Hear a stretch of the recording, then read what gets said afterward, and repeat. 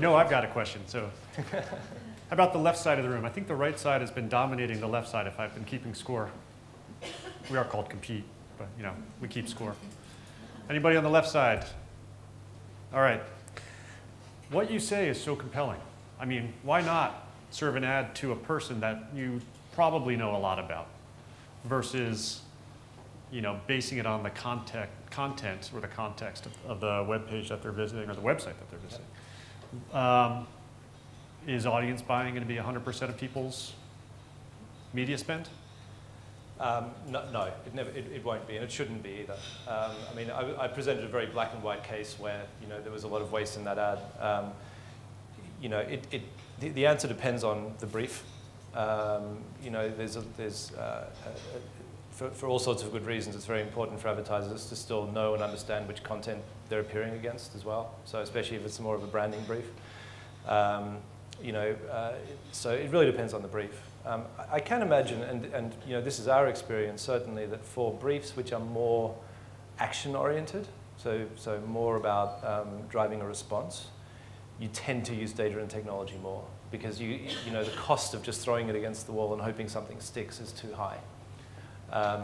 And so, you know, as you move down the acquisition funnel, you tend to get more audience-specific and data or programmatic buying towards the bottom of the funnel.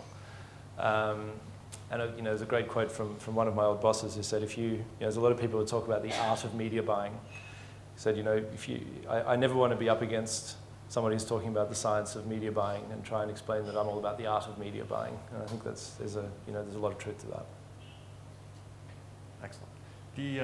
Just one thing that we've seen in working with your team in the States, I think just worth describing, so I think it's interesting. One of the challenges with research is that it takes a long time to get put into action, right? I think you talked about, you have great data, now got to get into the queue, the IT queue. And so that's research. Research has to get into the marketing queue before it gets into the IT queue often. So one of the things we've tried to figure out is how do we take the insights that we've developed and connect them to the ad serving and ad targeting capabilities of Xaxis and other companies. And think about all that you can learn about somebody based on a panel, not just based on the information that you collect via cookies, but based on a panel, and then being able to take action on that, make that information targetable within a company like Xaxis or Xaxis, sorry, is to me very, very, very interesting. Yeah. And we're just scratching the surface on that. Yeah, I agree. And you know, for us, the strategic relationships within WPP are the ones we want to leverage as much as possible, because obviously that's where, you know, that's where the value of having Kantar and companies like Compete comes into it. So, thank you. All right. Good. All right. I'll be around for drinks, so come and grab me. Thank you, Caspar.